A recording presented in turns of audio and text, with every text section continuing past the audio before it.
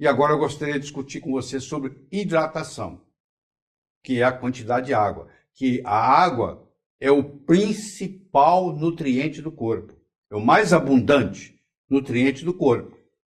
Em torno de 70% do seu corpo é água. E é um nutriente, porque causa hidrólise. Se causa hidrólise, tem uma propriedade biológica importante. Então, é o principal, é o mais abundante nutriente do corpo, tá? É a água. Então, nós vamos discutir rapidamente aqui com você o poder fisiológico da água. Poder fisiológico da água. E eu tenho que começar com esse indivíduo aí. É o Abraham Gelidi.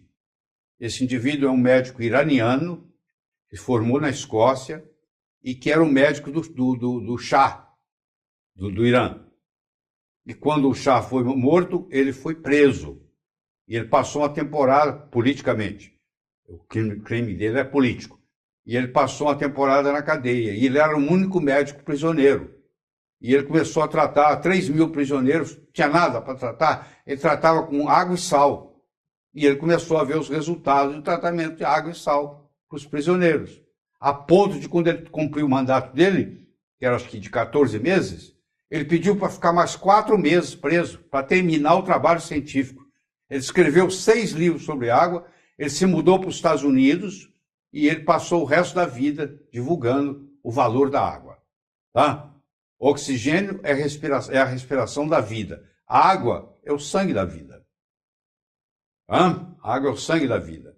Então, o Batman Gelidi, que é o nome dele, Dr. Batman Gelidi, ele nasceu no Irã em 1933, estudou na Escócia e na Inglaterra.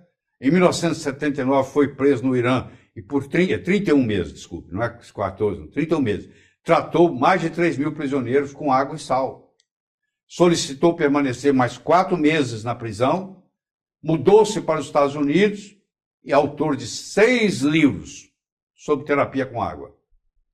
Você devia ler pelo menos um. Você entra no Amazon.com, tem lá os 6 livros do Dr. Batman Gelidi sobre água. Porque você vai ver impressionante o que ele fazia só com água. Tá?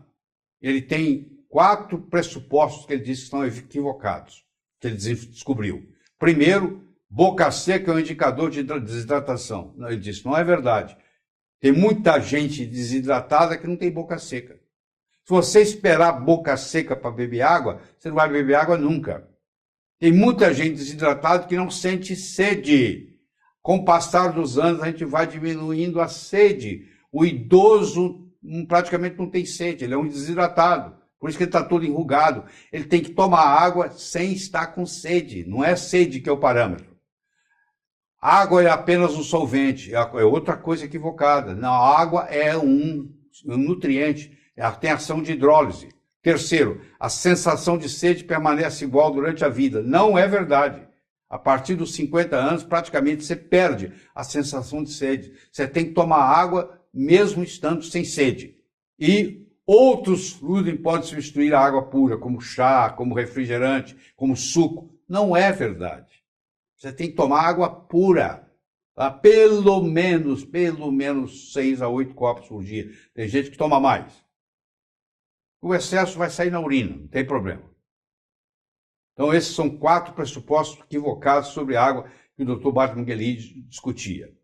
E ele explicou da água hexagonal, que faz toda a diferença. Hoje tem aparelhos que produzem esse tipo de água. Eu tenho isso na minha casa. São ionizadores, que vai fazer a água ionizada. Ou a mulher mostra as mudanças no rosto depois de 4 semanas, bebendo 3 litros de água por dia. Você está vendo essa mulher aí? Olha ela aqui, depois de 4 semanas, tomando 3 litros de água por dia. Eu vou fazer um close-up para você ver a diferença.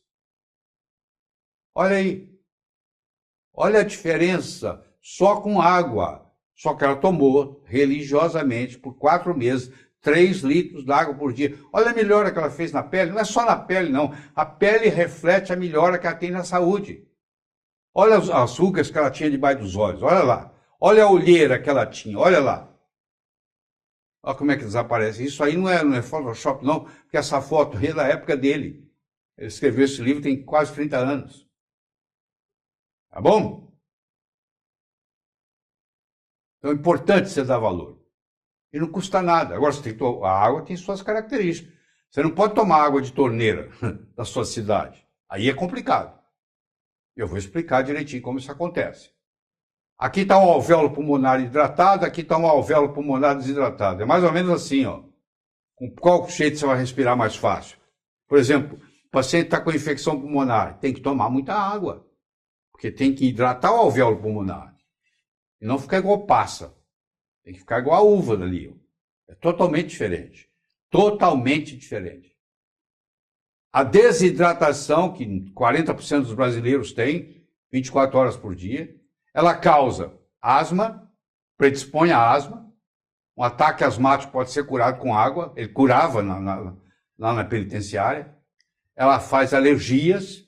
Uma alergia pode ser amenizada com 2 litros d'água. Ela causa pressão alta. A desidratação causa pressão alta. Ela causa constipação. Primeira causa, o meu intestino não está funcionando direito. Tome mais água. Só isso. Dobre a sua quantidade de água. Você vai ver que seu intestino funciona. Quando eu viajo, o meu intestino não funciona direito. É porque você também diminui a gestão de água. Já percebeu isso? Em casa você tem uma rotina, você sabe a água que você toma.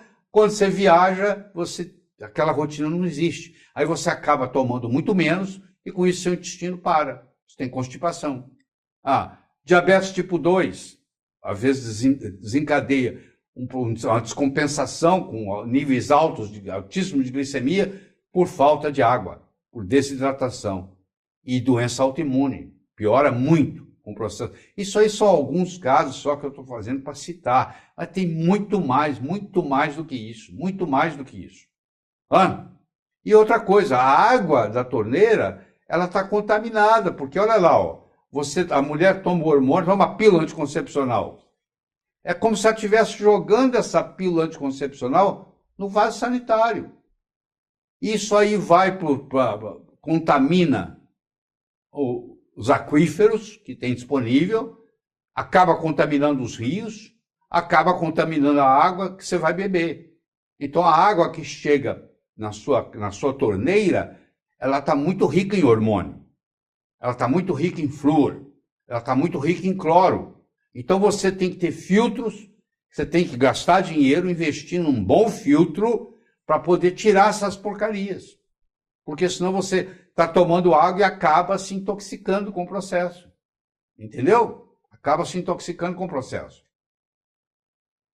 Olha a diferença entre uma pessoa idosa e uma pessoa jovem. À medida que você envelhece, você vai se desidratando. Uma pessoa idosa tem muito menos água no corpo do que uma pessoa jovem. Do que um recém-nascido, por exemplo, que 82% do corpo dele é água. E a água, ela tem propriedades diferentes. Aí, por exemplo, a tensão da água, tensão superficial. A água potável, você tem que levar em consideração a pureza dela, se ela é pura ou não, se ela está contaminada com hormônios, com pílula anticoncepcional, se ela está contaminada com metal tóxico, se ela está contaminada com flúor, se ela está contaminada com cloro. Tem que levar em consideração o pH da água. O pH tem que ser no mínimo. O pH do sangue, que é 7,35, 7,45. Quando você toma uma água com pH menor que isso, você está correndo atrás do prejuízo. Ela tem que ter uma capacidade de redox, de redução ou oxidação. Ela tem que ter minerais para fazer a condutibilidade, e ela tem que ter, sobretudo, tensão superficial. Ela tem que ser uma água leve. Então, vocês estão vendo aqui o Emoto, Masaru Emoto, famoso, falecido, ele aprendeu a fotografar a água na microscopia de campo escuro. Então, ele está mostrando para você aqui o que é a fotografia, qual é a representação de uma água, de uma nascente pura. Você pega essa água, que tem essa estrutura aí que você está vendo, e você coloca essa água para escutar rock and roll, heavy metal, por 30 minutos. Aí você volta e tira a fotografia de novo. E você vê que houve uma desestruturação. Sabe por que heavy metal e droga estão ligados? Porque o cérebro tem 70% do cérebro é água. Então, quando ele escuta, por exemplo, heavy metal, bagunça toda a água do cérebro, olha lá, desestrutura tudo. E isso faz uma diferença.